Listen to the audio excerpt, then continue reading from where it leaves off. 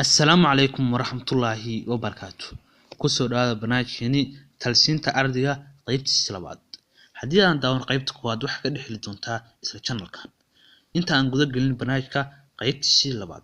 حديث channel كل عسبتاي سبسكرايب صار سيدو كل فيديو حديث خش ليك صار ونشترك شير قريه أصحاب تاعنا. واد مع سنتا كسر دو موقالك وفافاسان.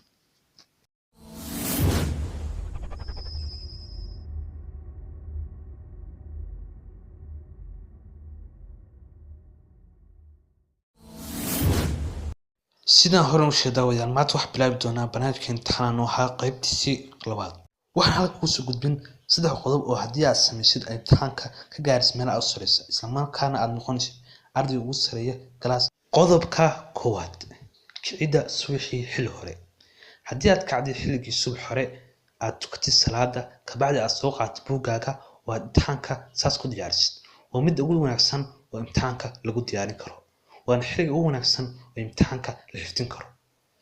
حلقة أول نفسن وامتحانك للدياريو وحل الشيء إنه يهي حلقة صبيحي حلو هوري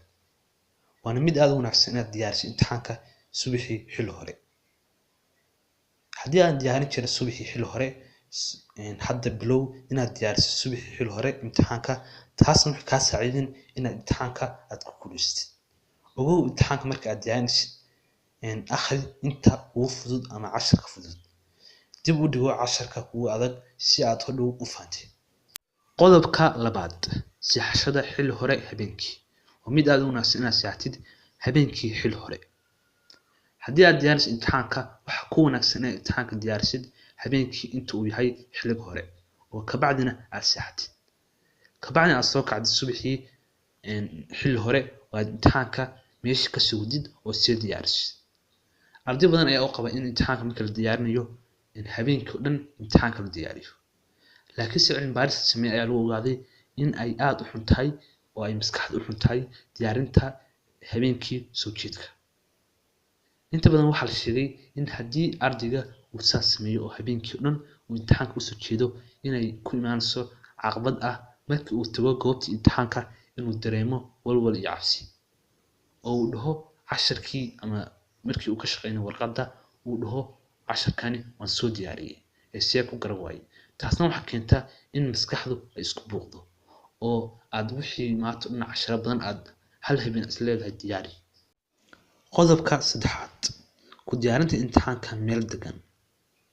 waxa aad u fiican weeye haddii aad ku diyaarisid imtixaanka meel degan oo aan buuq lahayn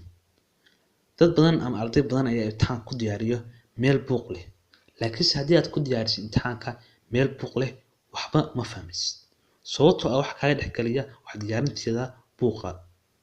taasina waxay kuu diidaysaa inaad maskaxdu ay gasho wixii aad diyaarinaysid waxaad samayn kartaa inaad soo xirtid qol oo aad meeshaas ku diyaarisid imtixaanka waxaa kaa saacidan inaad imtixaan ku diyaarisid meel degan waxaa casharka aad diyaarisid ay u galsaa maskaxda si toos ah taasina waxay ku saacidan in imtixaanka si fiican aad ku xifdid oo imtixaan ka keentid meel aad u sareysa